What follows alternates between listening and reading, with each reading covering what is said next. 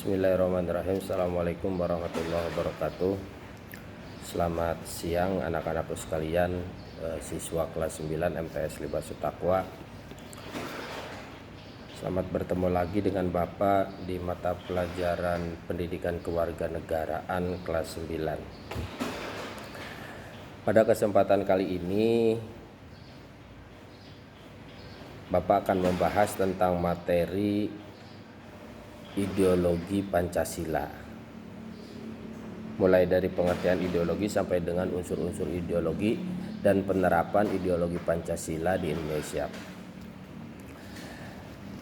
Langsung saja, pengertian ideologi secara epistemologi, secara bahasa, ideologi itu terdiri dari dua kata. Yang pertama itu ada idea dan logos, dan itu semua diambil dari bahasa Yunani.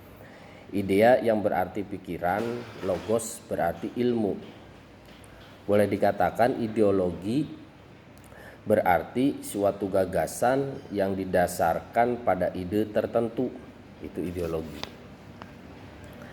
Dan sebuah negara itu wajib memiliki ideologi masing-masing sebagai gagasan untuk negara tersebut melangkah di hari-hari selanjutnya. Nah, kemudian unsur-unsur ideologi menurut Kunco Wibisono mengatakan bahwasanya unsur ideologi itu ada tiga. Yang pertama itu adalah unsur keyakinan, bahwa ideologi selalu menunjuk adanya gagasan-gagasan yang sangat fundamental yang diyakini kebenarannya untuk dijadikan dasar atau arah strategi bagi tercapainya tujuan suatu bangsa. Perlu anak-anakku sekalian ketahui bahwasanya tujuan bangsa Indonesia itu sudah termaktub dalam pembukaan Undang-Undang Dasar 1945. Yang pertama, cita-cita bangsa Indonesia. Yang pertama adalah mencerdaskan kehidupan bangsa, ikut serta dalam perdamaian dunia, dan memajukan kesejahteraan umum. Nah, itu salah satu atau tiga dari cita-cita bangsa Indonesia yang diharapkan oleh founding father kita atau Insinyur Soekarno dan kawan-kawan. Kemudian unsur yang kedua yaitu unsur mitos. Ideologi itu harus memiliki unsur mitos, karena suatu ajaran secara optimik dan deterministik pasti akan menjamin tercapainya tujuan melalui cara-cara yang telah ditentukan pula. Kemudian unsur yang ketiga itu ada unsur loyalitas, di mana ideologi selalu menuntut keterlibatan optimal atas daya loyalitas daripada subjek pendukungnya. Makanya kemudian Indonesia menjadikan Pancasila sebagai ideologi negara atau cara pandang negara. Untuk selanjutnya ada fungsi ideologi. Ideologi itu memiliki beberapa fungsi. Yang pertama itu memberikan pengetahuan yang merupakan landasan untuk memahami dunia dan kejadian-kejadian alam sekitar. Contoh misalkan ada kejadian kayak sekarang pandemi yang udah hampir 2 tahun. Itu secara ideologi Pancasila bisa kita pahami, bisa kita tafsirkan bahwa kejadian ini berdampak baik atau berdampak buruk terhadap negara kita. Apa yang harus dilakukan oleh negara kita dan apa yang harus dihindari.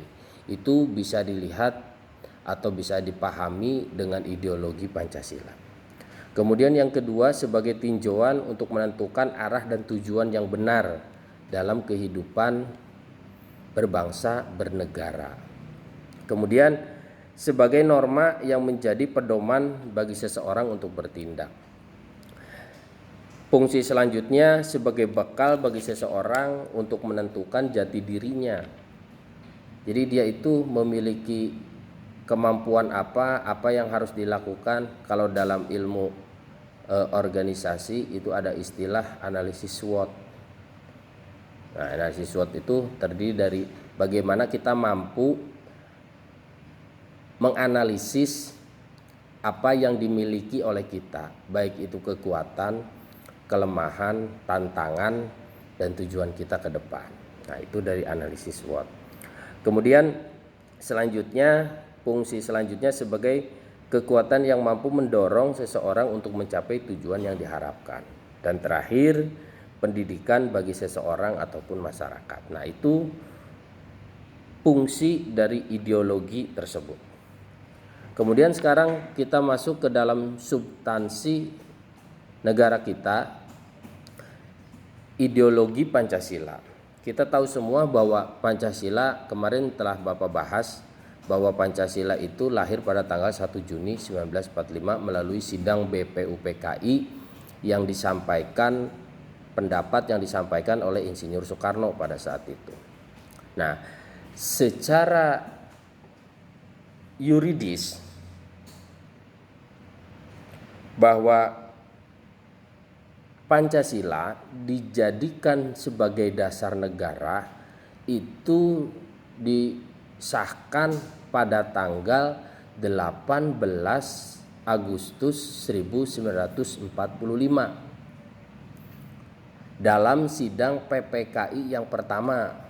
Jadi setelah Indonesia memproklamirkan diri sebagai negara merdeka, kemudian Indonesia melakukan sidang PPKI yang pertama yang mengesahkan Pancasila sebagai dasar negara dan Undang-Undang Dasar 1945 pada saat itu.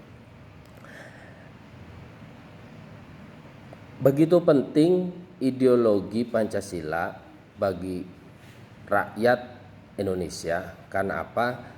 Dalam sila-sila Pancasila itu memiliki makna-makna atau nilai-nilai dasar kemanusiaan. Di mana arti penting ideologi bagi suatu negara itu sangat penting, yang terdiri dari 6 item. Yang pertama itu negara mampu membangkitkan kesadaran akan kemerdekaan terhadap warga negaranya. Kemudian yang kedua, dengan ideologi nasional suatu bangsa dan negara dapat berdiri kokoh dan tidak mudah terombang-ambing dan terpengaruh oleh ideologi luar. Kemudian ideologi memberikan arah dan tujuan yang jelas menuju kehidupan yang dicita-citakan. Dan ideologi dapat mempersatukan orang dari berbagai pandangan, bahkan dari berbagai ideologi. Apalagi Indonesia, kita tahu bahwa Indonesia itu adalah negara kepulauan, lebih dari 17.000 pulau yang ada di Indonesia, suku bangsa begitu banyak, bahasa, maka dipersatukanlah oleh Pancasila dengan semboyannya Bhinneka Tunggal Ika. Kemudian ideologi dapat mempersatukan orang dari berbagai agama dan mengatasi konflik atau ketegangan sosial. Yang tadi Bapak sampaikan, negara Indonesia negara multikultural. Jadi semua ada di Indonesia, mulai dari bahasa yang berbeda-beda, kemudian agama, suku bangsa, dan lain sebagainya. Sehingga bisa disatukan dalam sebuah wadah yang namanya Pancasila dengan semboyannya Bhinneka Tunggal Ika. Kemudian yang menjadikan latar belakang Pancasila sebagai ideologi negara, yang tadi Bapak singgung bahwasanya secara implisit bahwa Pancasila dijadikan sebagai dasar negara itu kan tanggal 17 Agustus bertepatan dengan proklamasi kemerdekaan Indonesia. Tapi secara yuridis tanggal 18 Agustus 1945 yang berbarengan dengan pernyataan bahwasanya Indonesia menggunakan ideologi Pancasila sebagai ideologi negaranya dan berlakunya Undang-Undang Dasar 1945, dan juga menghasilkan dalam sidang tersebut bahwa Insinyur Soekarno dan Muhammad Hatta dijadikan presiden dan wakil presiden Indonesia. Kedudukan Pancasila yang lahir dan digali dari kepribadian bangsa Indonesia sendiri memiliki beberapa kedudukan dalam kehidupan bermasyarakat, berbangsa, dan bernegara. Pancasila sebagai pandangan hidup, karena kita orang Timur yang terikat oleh aturan, terikat oleh sopan santun, terikat oleh adat istiadat. Sangat cocok bahwa Pancasila dijadikan sebagai pandangan hidup bangsa. Itu diambil dari beberapa sumber. Yang pertama dari asas kekeluargaan. Yang kedua asas musyawarah mufakat, asas gotong royong, dan asas tenggang rasa. Dan ini semua ada dalam nilai-nilai yang terkandung dalam sila Pancasila yang 5 itu. Dari ketuhanan yang Maha Esa, kemanusiaan yang adil dan beradab, persatuan Indonesia, kerakyatan yang dipimpin oleh hikmat kebijaksanaan dalam permusyawaratan perwakilan. Kemudian kedudukan yang kedua, Pancasila sebagai dasar negara yang tadi sudah Bapak singgung, tapi ini lebih kepada bagaimana Pancasila mempunyai kekuatan yang mengikat secara hukum sehingga semua aturan ketatanegaraan tidak boleh bertentangan dengan Pancasila. Apabila ada bertentangan, berarti peraturan perundang-undangan tersebut bisa dicabut oleh Mahkamah Konstitusi. Nah, nilai-nilai Pancasila sebagai dasar negara dalam bentuk perundang-undangan itu bersifat mengikat bagi siapapun. Baik yang pertama untuk penyelenggara negara. Siapa itu penyelenggara negara? Berarti presiden sampai ke tingkat RT. Presiden, gubernur, bupati, wali kota, kepala desa, kemudian rukun warga atau RW sampai dengan tingkat RT, rukun tetangga. Kemudian lembaga-lembaga negara, banyak sekali di kita lembaga-lembaga negara. Bahwasanya lembaga negara di kita terbagi menjadi 3, ada eksekutif, yudikatif, dan legislatif. Jelas bahwa eksekutif adalah yang melaksanakan jalannya undang-undang. Legislatif yang membuat undang-undang, dan yudikatif yang mengontrol jalannya undang-undang. Kemudian lembaga kemasyarakatan banyak di kita seperti halnya LSM, ormas-ormas, dan lain sebagainya. Selain itu juga warga negara Indonesia yang berada dimanapun, baik dia asli Indonesia tapi tinggal di Arab Saudi sebagai TKI atau TKW, ataupun di Taiwan dan lain sebagainya, itu tetap akan mengikat aturan-aturan tersebut bahwa Pancasila sebagai pandangan hidup berbangsa dan bernegara. Dan terakhir, penduduk di seluruh wilayah negara kesatuan Republik Indonesia. Nah, itu kedudukan Pancasila, ada 2 poin. Kemudian ada Pancasila sebagai ideologi nasional, Pancasila sebagai sumber dari segala sumber hukum, Pancasila sebagai jiwa dan kepribadian bangsa, dan Pancasila sebagai perjanjian luhur. Nah, di situ, dan terakhir Pancasila sebagai cita-cita dan tujuan bangsa. Jadi silakan kalian baca saja, jangan terpaku dengan apa yang disampaikan oleh Bapak. Jadi cari referensi lain berkenaan dengan Pancasila sebagai ideologi negara.